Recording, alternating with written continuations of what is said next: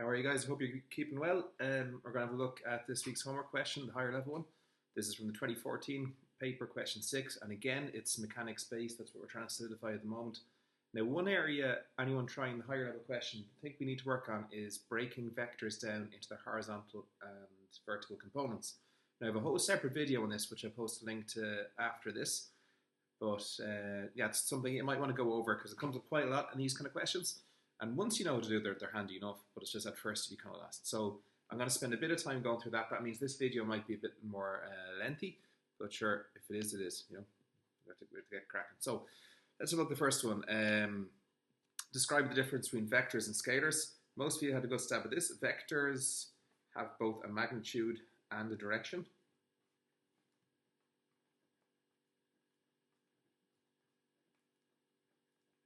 Whereas scalars only have a magnitude.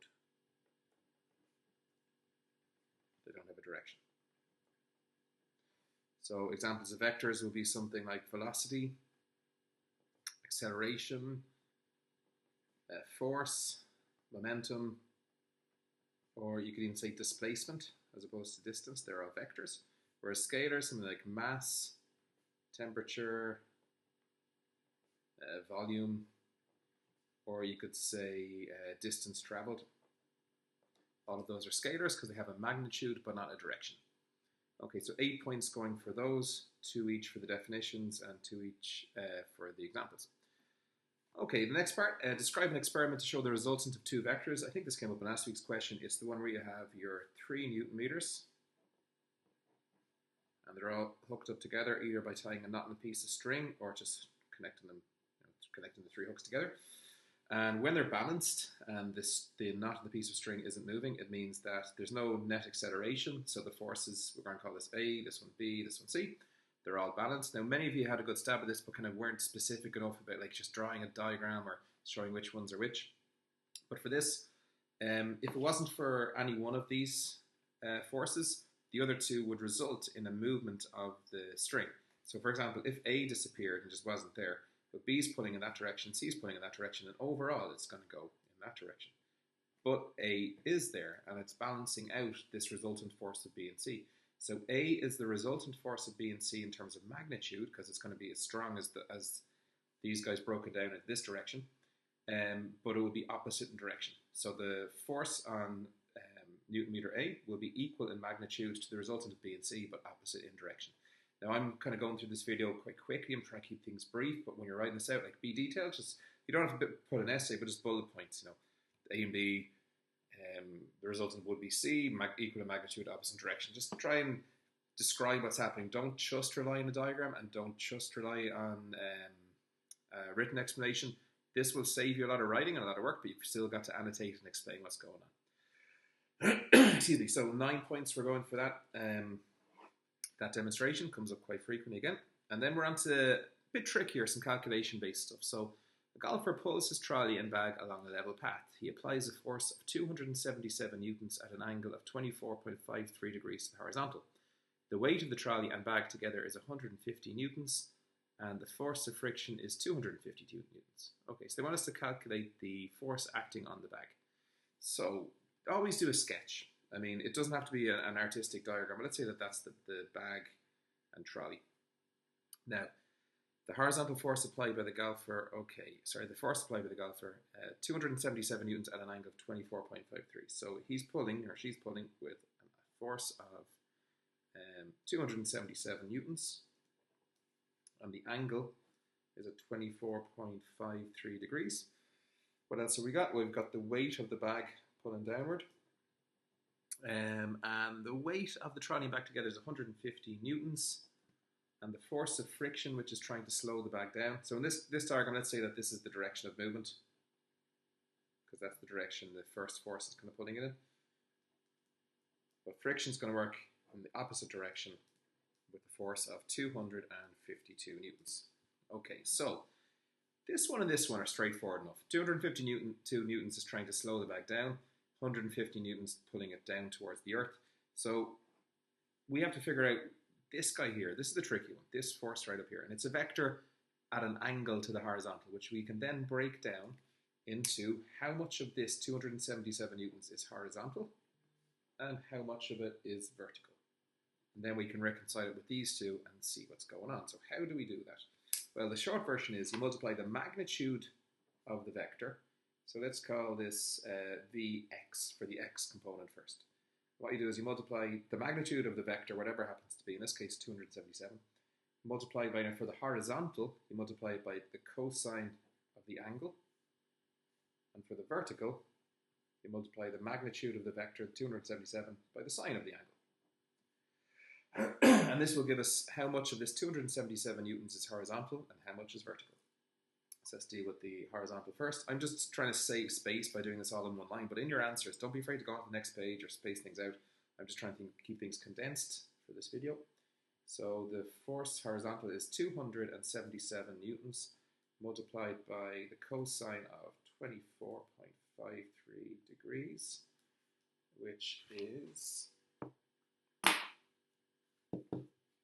27 times cosine of 24.53. And I'm just again making sure that my calculator has a D on there for degrees and not an R for radians.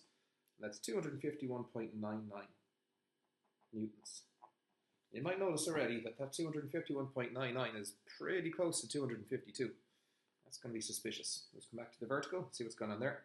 So this time we have 277 newtons multiplied by the sine of 24.53 degrees.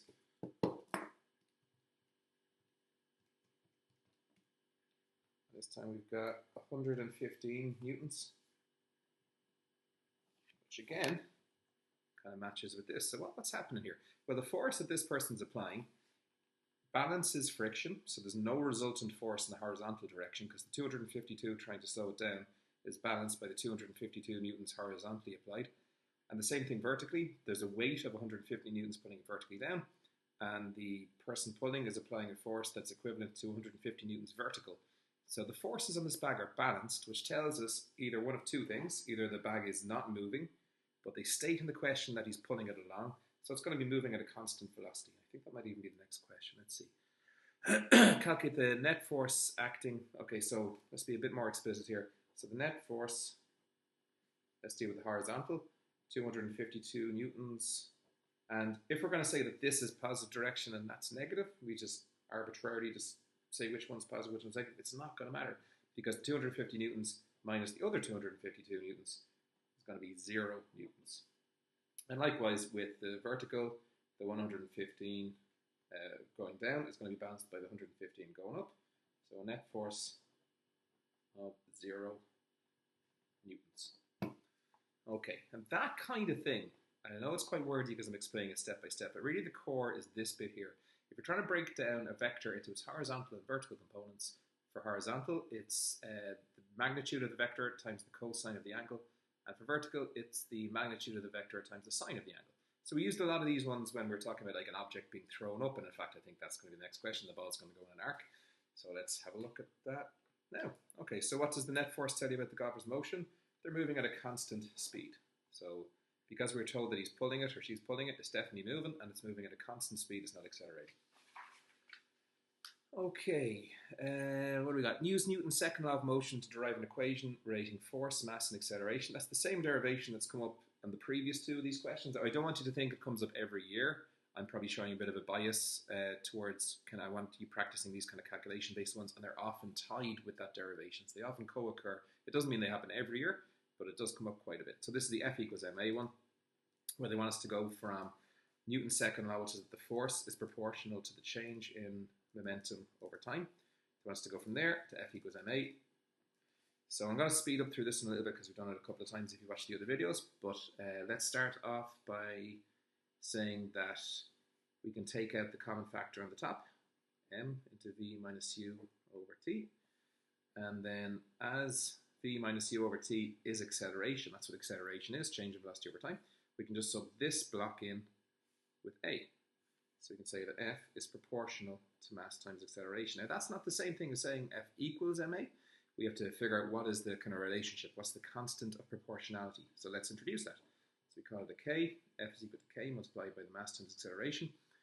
And the final step, and the one that people often skip, is to get from here to F equals ma.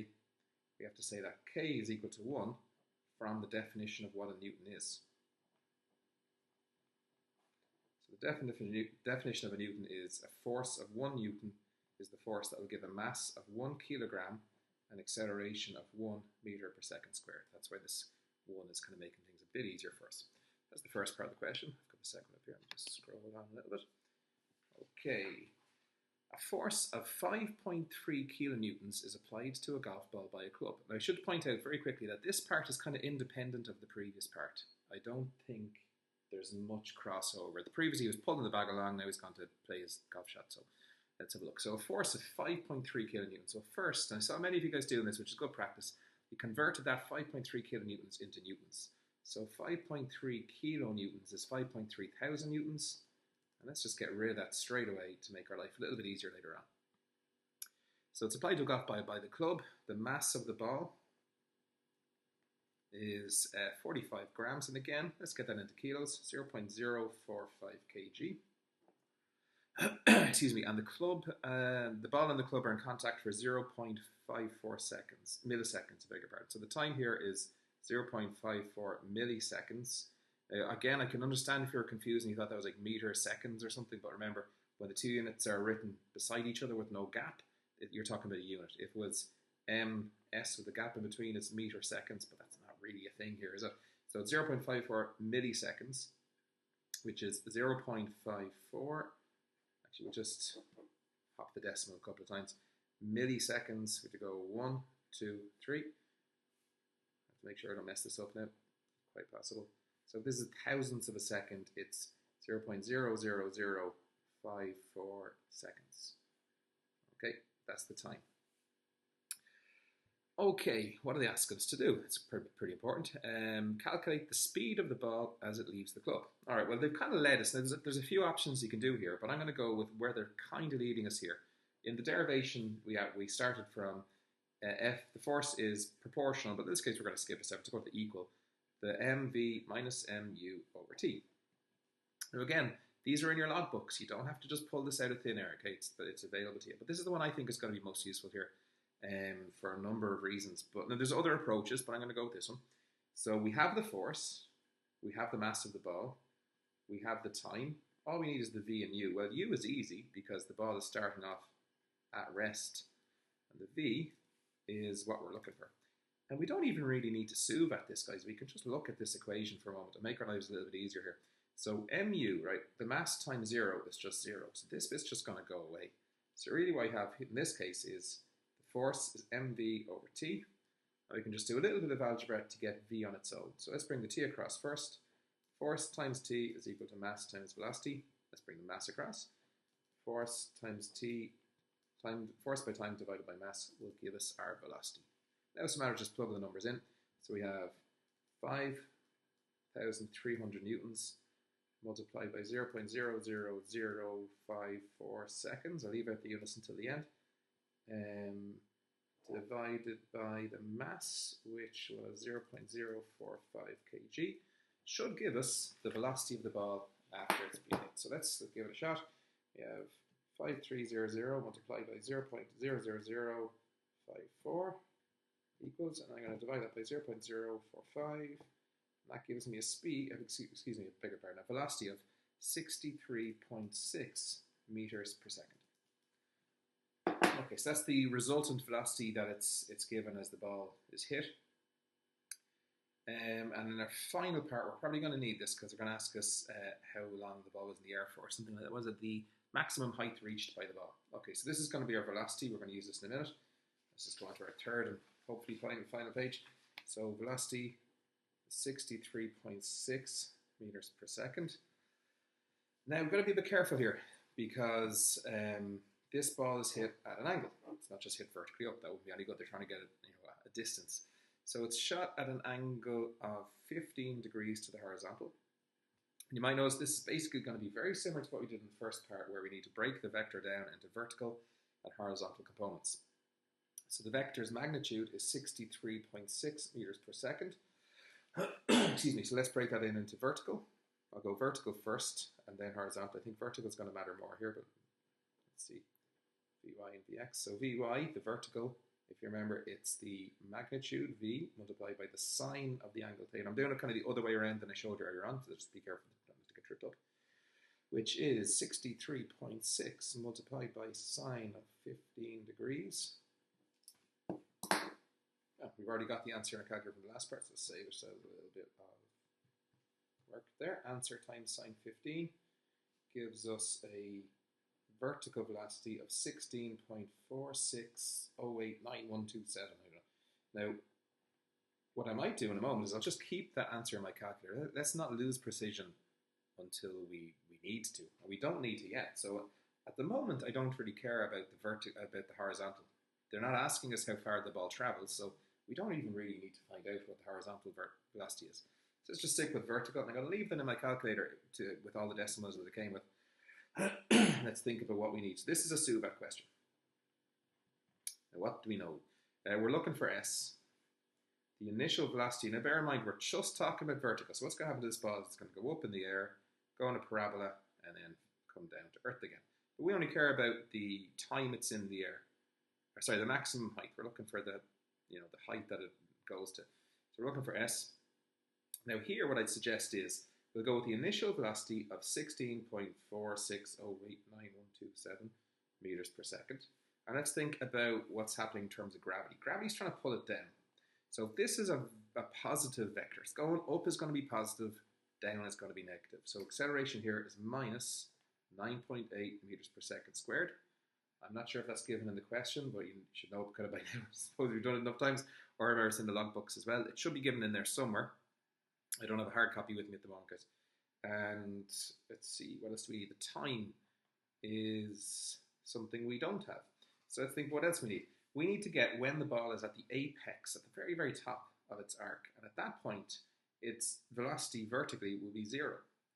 Because what's happening is the ball's going to be hit with a vertical velocity, but gravity immediately starts pulling it down. So it starts decelerating it.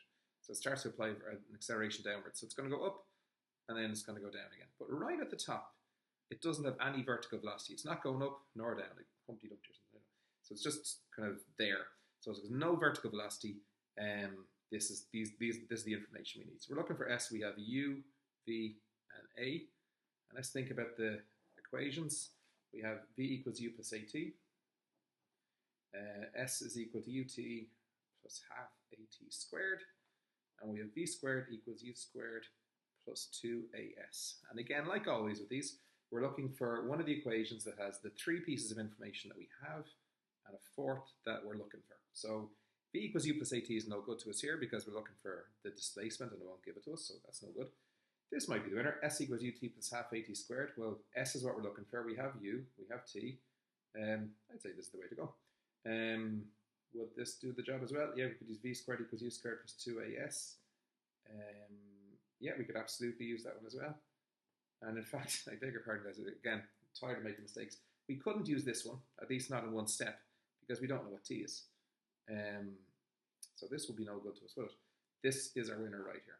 Sorry about that bit of a misstep. All right, so we got V squared equals U squared plus 2AS.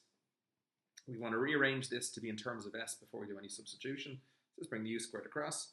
V squared minus U squared is equal to 2AS. And we're looking for S, so let's bring the 2A across. There's multiplying by in here, so it divides by over there. V squared minus U squared, all divided by 2A will give us S. I should point out, for the risk of being pedantic here, that when we say bringing things across the equal sign, what we're really doing going from here to here is subtracting U squared from both sides of the equation. That's really what we're doing. That gets rid of this one and adds a minus U squared over there, because we can do whatever we want to an equation as long as we do it to both sides.